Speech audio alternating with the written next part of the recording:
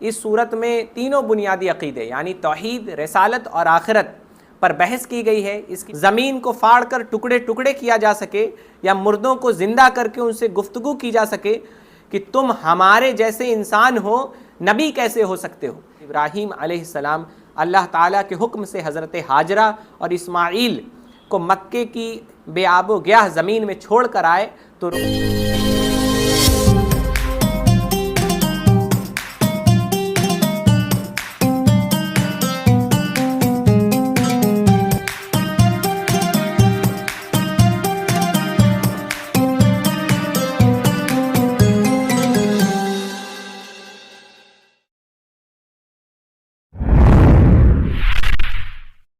بسم اللہ الرحمن الرحیم۔ ناظرین کرام، میں محمد انس قادری دستک ٹوڈے کی خاص پیشکش خلاصہ قرآن کی 13ویں کڑی لے کر آپ کے سامنے حاضر ہوں۔ اس میں ہم قرآن مجید کے 13ویں پارے وما ابرئ کا خلاصہ آپ کے سامنے پیش کریں گے۔ 12ویں پارے میں سورہ یوسف کا تذکرہ چل رہا تھا جو اس پارے کی ابتدا میں بھی جاری ہے۔ حضرت یوسف علیہ السلام کا واقعہ اس صورت میں بڑے تفصیل سے اور منفرد انداز میں بیان ہوا۔ تو ایک طویل واقعہ ہے۔ تو حضرت یوسف علیہ السلام مختلف آزمائشوں سے گزرتے ہوئے مصر کے اقتدار اعلیٰ پر متمکن ہوئے، جس کی وجہ سے ان کے بھائیوں کو اور ان کے حاسدین کو ان کے سامنے عاجزی اور لاچارگی کی ساتھ پیش آنا پڑا۔ اس صورت کے آخر میں یہی بتایا گیا کہ قرآن کے بیان کردہ واقعات میں لوگوں کے لیے درس عبرت ہے۔ جس طرح حضرت یوسف علیہ السلام کے حاسدین کو عاجزی و لاچارگی کے ساتھ ان کے سامنے حاضر ہونا پڑا، اسی طرح مکہ والے تاجدار کائنات صلی اللہ تعالیٰ علیہ وآلہ وسلم کے سامنے ایک روز مکہ سے ہجرت کرنے پہ وہ مجبور تو ضرور کر رہے ہیں، لیکن نبی پاک صلی اللہ علیہ وسلم کے سامنے ایک روز انہیں بھی لاچارگی اور مجبوری اور مغلوبی کی حالت میں ضرور کھڑا ہونا پڑے گا اور نبی پاک صلی اللہ علیہ وسلم کے سامنے سر جھکانا پڑے گا۔ اللہ سبحانہ و تعالیٰ کا یہ طریقہ ہے کہ تقوی اور صبر اور استقامت کی صفت رکھنے والے ہی سرخ روح ہوتے ہیں۔ اس کے بعد سورہ رعد کی ابتدا ہوتی ہے۔ یہ سورت مکی ہے۔ اس سورت میں تینوں بنیادی عقیدے یعنی توحید، رسالت اور آخرت پر بحث کی گئی ہے۔ اس کی پہلی آیت میں قرآن مجید کی حقانیت کو بیان کیا گیا ہے۔ اس کے بعد اللہ تعالیٰ کی قدرت و جلالت کا بیان ہے کہ بغیر ستونوں کے، بغیر خمبوں کے آسمانوں کو بلندی پہ قائم رکھنا، سورج اور چاند کو ایک نظم کے تابع کر کے چلانا، زمین کا پھیلاؤ اور اس میں پہاڑوں کو لنگر کی طرح قائم رکھنا، دریاؤں کی روانی، نظام لیل و نہار، طرح طرح کے پھل، انگوروں اور کھجوروں کے باغات اور امور کائنات کی تدبیر وغیرہ۔ پھر فرمایا کہ عقل والوں کے لیے اس میں نشانیاں ہیں۔ پھر اللہ تعالیٰ کے علم و قدرت کا مزید بیان ہے۔ پھر قوموں کے عروج و زوال کا ضابطہ ہے کہ جب تک کسی قوم کی عملی زندگی نہیں بدلتی، اللہ تعالیٰ اس کی حالت کو نہیں بدلتا۔ بارش سے بھرے ہوئے بادل، بجلی کی چمک اور کڑک اللہ تعالیٰ کی تسبیح و تحمید کرتے ہیں۔ فرشتے بھی خوف اور ڈر کے ساتھ اللہ تعالیٰ کی تعریف میں رطب اللسان رہتے ہیں۔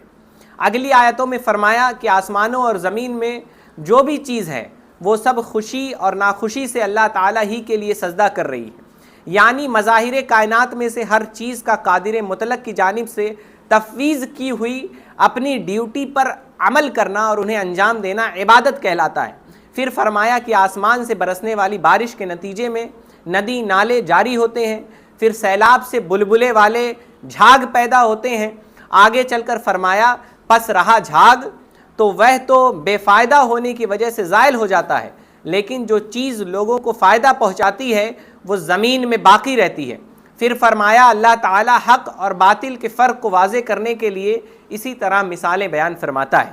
لوگوں کی ہدایت کو کرامات و معجزات کے ساتھ منسلک نہیں کیا گیا، بلکہ ہر قوم کی ہدایت کے لیے انبیاء اور رسل نے مستقل محنت کی ہے۔ اگر کسی کلام کی تاثیر سے پہاڑوں کو اپنی جگہ سے ہٹا کر چلایا جا سکے، زمین کو پھاڑ کر ٹکڑے ٹکڑے کیا جا سکے یا مردوں کو زندہ کر کے ان سے گفتگو کی جا سکے تو وہ کلام قرآن مجید ہی ہو سکتا ہے۔ نشانیاں طلب کرنے والوں کے لیے اس سے بڑی نشانی اور کیا ہو سکتی ہے کہ پہلے انبیاء اور رسول کا مذاق اڑانے والوں کو مہلت دے کر عبرت ناک طریقے سے پکڑا گیا، لہٰذا آپ کا مذاق اڑانے والے بھی بچ نہیں سکیں گے، یعنی نبی پاک صلی اللہ علیہ وسلم کا مذاق اڑانے والے بھی بچ نہیں سکیں گے۔ اس کے بعد بتایا گیا کہ نبی کوئی ما فوق फितरत मखलूक नहीं होती, वे तो इंसानी ज़िंदगी गुजारने वाले अफराद होते हैं। बीवी बच्चे और बशरी तकाज़े उनके साथ लगे हुए होते हैं। जहाँ तक उनके मोजज़ात का ताल्लुक़ है तो ये उनका ज़ाती कमाल नहीं बल्कि ये अल्लाह ताला के हुक्म से सादिर होते हैं। वो लोग मकाम नबूवत से नावाकिफ़ हैं। कौन? जो नबी पाक सल्लल्लाहु अलैहि वसल्लम का इनकार करते थे, जो बशर होने की वजह से नबी पाक सल्लल्लाहु अलैहि वसल्लम की नबूवत का इनकार करते हैं। इन्हें सोचना चाहिए कि जब से नुज़ूल कुरान शुरू हुआ है अहले ईमान फैलते जा रहे हैं और कुफ्र का दायरा महदूद होता जा रहा है। इसके बाद सूरह इब्राहीम की इब्तिदा होती है। ये सूरत भी मक्की है। सूरह इब्राहीम के शुरू में एक बार फिर कुरान मजीद की हक्कानियत और अल्लाह ताला की कुदरत व इख्तियार का जिक्र हुआ है। इसमें अंबिया कराम का इख्तिसार के साथ जिक्र है, मगर अबुल अंबिया सैयदना इब्राहीम अलैहिस्सलाम की अपनी मासूम बच्चे और बीवी को लकोदक सहरा में छोड़ने का खुसूसियत के साथ तफसील से तज़किरा है। बस इसी मुनासिबत से इस सूरत का नाम सूरह इब्राहीम रखा गया। अगली आयतों में बताया गया कि हर कौम में उसकी ज़बान में समझाने वाले नबी अल्लाह ताला ने मबूस किए। फिर मूसा अलैहिस्सलाम और उनकी कौम का तज़किरा है। अल्लाह ताला ने बनी इसराइल पर नेमतें उतारी, फ़िरऔन के बदतरीन ताज़ीब के तरीक़ों से निजात दी। शुक्र करने से नेमत में फिर बताया गया कि शुक्र करने से नेमत में इजाफ़ा होता है, नाशुक्री से नेमत छिन जाती है। इसके बाद कौम नूह, आद, समूद का मुख्तसर तज़किरा है और नबियों के ख़िलाफ़ उनके घिसे पिटे एतराज़ का बयान है कि तुम हमारे जैसे इंसान हो, नबी कैसे हो सकते हो। यानी वो लोग एतराज़ करते थे कि तुम तो हमारे जैसे इंसान हो, नबी कैसे हो सकते हो, हमें हमारे आबा और अजदाद के तरीके से हटाना चाहते हो, हम तुम्हें अपने मुल्क से निकाल कर बाहर करेंगे। अल्लाह ताला ने इन सब के जवाब में फरमाया कि जालिम और मानिद व मुतकब्बिर हलाक होंगे और उनकी जगह अंबिया के मुत्तबईन ज़मीन के इक़्तिदार के वारिस बना दिए जाएंगे। आयत नंबर 21 में बताया गया कि क़यामत के दिन जब मुजरिमीन को आपस में बातचीत का मौका मिलेगा तो वो एक दूसरे पर एतराज़ात करके अपने दिल की भड़ास निकालेंगे। कहेंगे कि दुनिया में तुमने हमसे गुनाह करवाए, अब अजाब को भी तुम ही हटवाओ। वो कहेंगे हम तो खुद अजाब में फंसे हुए हैं, हम किस तरह तुम्हें बचा सकते हैं। फिर जहन्नमी शैतान की तरफ मुतवज्जे होकर उसे मलामत करेंगे।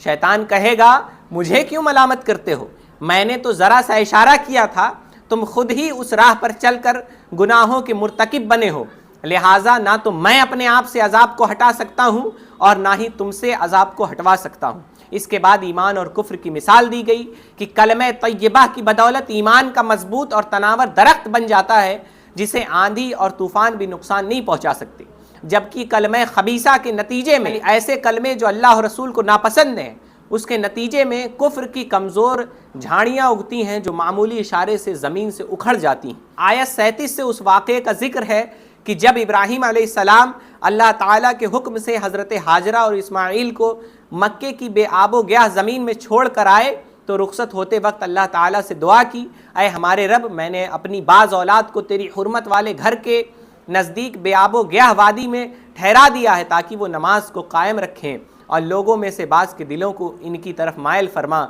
और इनको फलों से रोज़ी अता फरमा। इसके बाद की आयत में बुढ़ापे के आलम में हज़रत इस्माईल व इसहाक अलैहिस्सलाम जैसी औलाद के अता किए जाने पर अल्लाह ताला का शुक्र अदा करते हुए ये दुआ करते हैं, ऐ मेरे रब, मुझे हमेशा नमाज कायम करने वाला बना दे और मेरी बाज़ औलाद को भी, ऐ हमारे रब, मेरी दुआ को कबूल फरमा, ऐ हमारे रब, मुझे मेरे माँ बाप और सब मोमिनों की क़यामत के दिन मग़फ़िरत फरमा। इसके बाद ज़ालिमों की गिरफ्त के आसमानी निज़ाम का तज़किरा है। ये दुआएं हज़रत इब्राहीम अलैहिस्सलाम अल्लाह ताला की बारगाह में कर रहे थे। उसके बाद बिलाखिर बताया गया कि जिस दिन दहशत से सबकी आंखें खुली खुली रह जाएंगी, लोग सर उठाए बेतहाशा दौड़ रहे होंगे, उनकी पलक तक न झपक सकेगी और उनके दिल हवा हो रहे होंगे। उस दिन जालिम ये अर्ज़ करेंगे, क्या है हमारे रब, हमें कुछ मोहलत दे दे ताकि हम तेरे पैगाम को कबूल करें और तेरे रसूलों की पैरवी करें। अल्लाह ताला फरमाएगा, क्या तुमने इससे पहले ये कस्में न खाई थी कि तुम पर बिल्कुल ज़वाल नहीं आएगा। तुम उन लोगों के घरों में रहते थे जिन्होंने अपनी जानों पर जुल्म किया था और तुम पर यह बिल्कुल वाज़े हो चुका था कि हमने उनके साथ कैसा मामला किया था और हमने तुम्हारे लिए मिसालें भी बयान कर दी थी और उन्होंने ऐसी गहरी साजिशें की कि उनसे पहाड़ भी अपनी जगह से हिल जाएं और अल्लाह ताला के पास उनकी साजिशें लिखी हुई हैं।